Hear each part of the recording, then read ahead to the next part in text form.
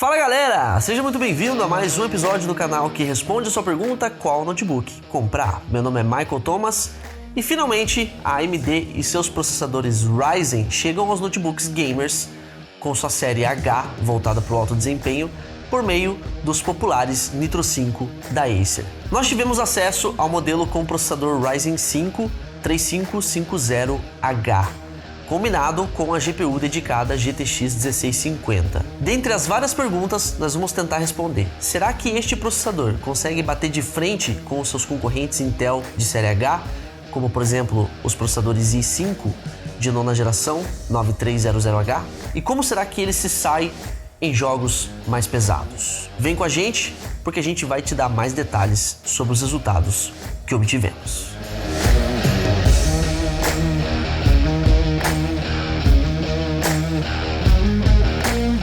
Como sempre, antes de começar o vídeo, é muito importante, para o seu bem inclusive, que eu te lembre sobre os grupos no WhatsApp e no Telegram.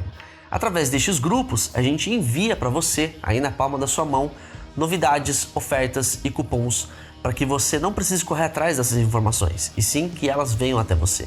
A gente também tem os nossos grupos de acessórios de notebooks, que são os grupos voltados para aquelas pessoas que já compraram seus notebooks, mas querem deixá-los ainda melhor, adicionando um SSD, mais memória, ou então de repente complementando o notebook com gadgets externos, como teclado externo, headset, mouse, etc. Para você fazer parte desses grupos é muito simples e não custa nada. Tem links para você aqui na descrição e também no primeiro comentário do vídeo.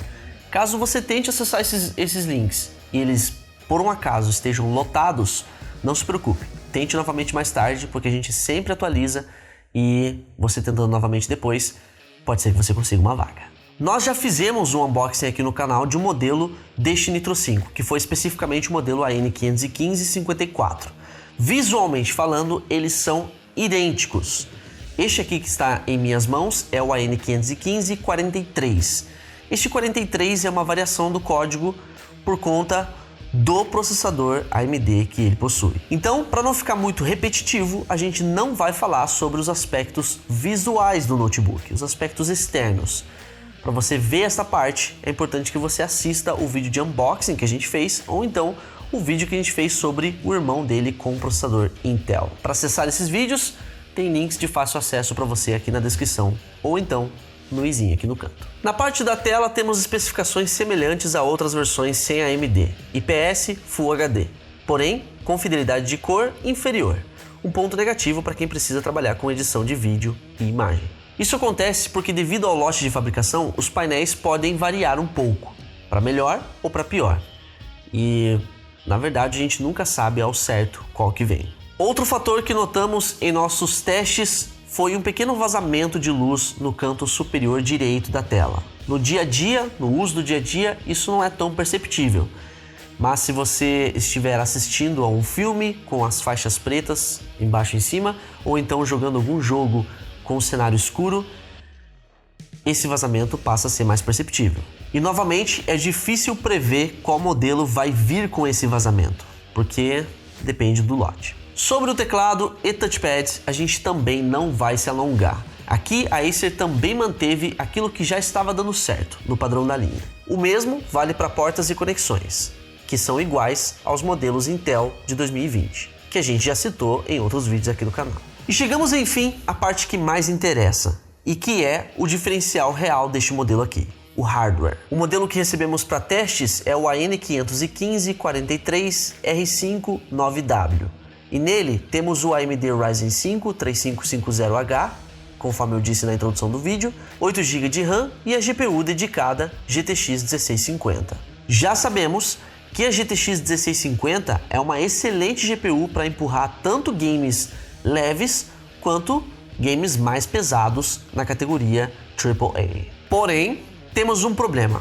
Na prática, apenas 6 GB de memória RAM para utilizar. Isso acontece porque 2 GB da memória RAM principal vão para a GPU integrada Vega 8 do processador central Ryzen 5 3550H. E infelizmente é impossível desligar ou diminuir a quantidade de memória RAM consumida pela Vega 8, mesmo que tenhamos uma GPU dedicada, como é o nosso caso. A gente vai abordar mais sobre as implicações dessa diminuição de memória RAM total na prática, nos testes dos games, que vem daqui a pouco, causando perdas de quadros por segundo, algumas quedas bruscas e até travamento do sistema como um todo. O armazenamento neste modelo vai ser combinado. A gente vai ter 128 GB em SSD do tipo M2 SATA 3 e 1 TB de HD. Assim como nos modelos com Intel, a gente também vai ter versões melhores de SSDs e sem HD. Na questão de upgrades, novamente, tudo igual. Então eu sugiro que você assista, além deste vídeo aqui, o nosso vídeo de review sobre o modelo com Intel. Lá a gente fala sobre upgrades de uma forma mais detalhada e eu não vou ser repetitivo aqui, né? Não precisa. Quando o assunto é memória, a gente recomenda fortemente que você instale mais um pente de memória RAM, solucionando assim o problema dos 2 GB consumidos pela GPU integrada Vega 8. O áudio, como já falamos em outros vídeos, é bem mais ou menos, com reprodução pouco expressiva dos graves e volume um tanto baixo. Fone de ouvido e caixinha Bluetooth resolve. Vamos agora para um capítulo muito importante, os testes de desempenho em games. Vamos finalmente saber como se saiu a combinação do Ryzen 5 3550H mais a GPU dedicada GTX 1650. Aqui vai uma observação muito importante. O mínimo recomendado atualmente de memória RAM para jogar é de 8 GB. Como a gente teve esses 2 GB consumidos pela GPU integrada Vega 8, nos restando 6 GB, é óbvio que a gente teve uma pequena queda de desempenho.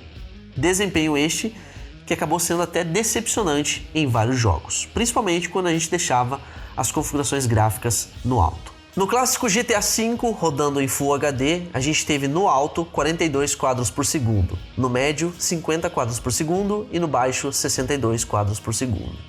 O League of Legends, o famoso LoL, teve no alto 87 quadros por segundo, no médio 95 quadros por segundo e no baixo 105 quadros por segundo. Já o CSGO rodou no alto com 78 quadros por segundo, no médio com 88 e no baixo com 102. O PUBG Lite rodou no alto com 118 quadros por segundo, no médio com 122 e no baixo 129. Fortnite. No alto, nós tivemos 70 quadros por segundo, no médio 82 quadros por segundo e no baixo 90 quadros por segundo. Depois foi a vez do FIFA 20. No alto nós tivemos 82 quadros por segundo, no médio 90 e no baixo 100 quadros por segundo. Resident Evil 3 Remake. No alto 54 quadros por segundo, no médio 83 e no baixo 91. E aqui uma observação, neste game tivemos algumas quedas bruscas de quadros por segundo. Testamos também o Valorant e tivemos no alto 55 quadros por segundo, no médio 64 e no baixo 72. Outro jogo que testamos foi o Call of Duty Warzone, jogaço. No alto deu crash. No médio, rodou com 30 quadros por segundo e no baixo, 48. E aqui, novamente, com quedas bruscas de quadros por segundo. E aí, para fechar, tentamos jogar o Forza Horizon 4, outro jogaço também. E ele se recusou a abrir pela falta de memória RAM. E, como sempre, no nosso blog você pode acompanhar os resultados dos testes de benchmarks, que são aqueles testes sintéticos que têm como objetivo avaliar o desempenho dos componentes na execução de tarefas pesadas. Se você quiser checar estes resultados, tem um link aqui na descrição que vai te levar até o nosso post oficial deste vídeo no blog. Lá, além de mais informações, você também tem acesso a links de compras para facilitar a sua vida. E agora, o assunto vai ficar quente.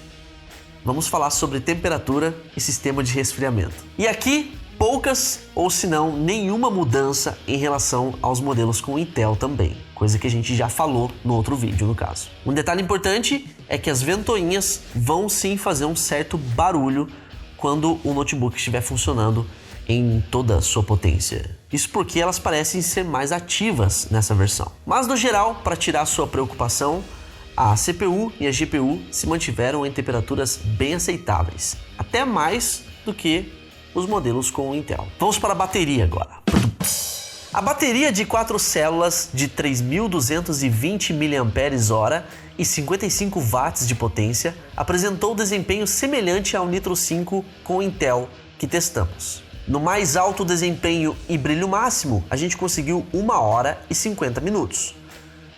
Na melhor duração de bateria e brilho em 50%, 3 horas e 30 minutos.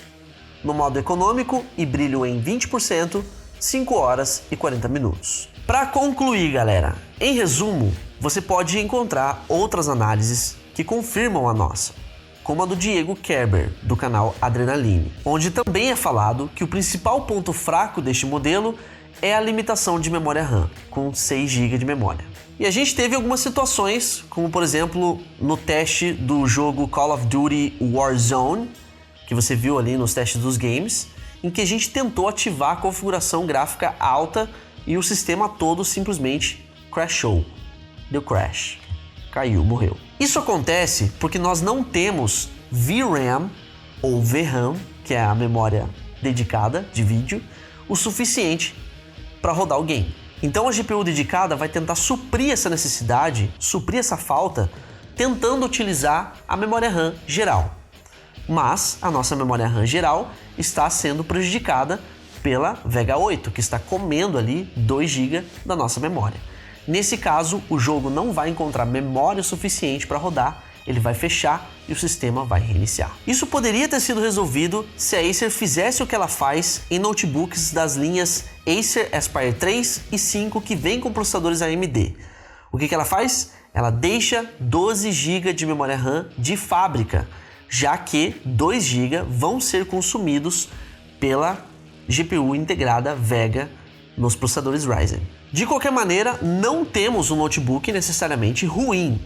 Isso é um problema que pode ser resolvido com um upgrade de 4 GB de memória RAM. E aqui vai a sacada na hora da compra. Se você encontrar este modelo com um preço bem abaixo do modelo com o processador Intel Core i5 9300H, a ponto de compensar o preço da memória RAM de pelo menos 4 GB que você vai ter que adicionar neste modelo, aí vale a pena você considerar a compra. Claro, isso se você estiver disposto a fazer o upgrade por conta própria.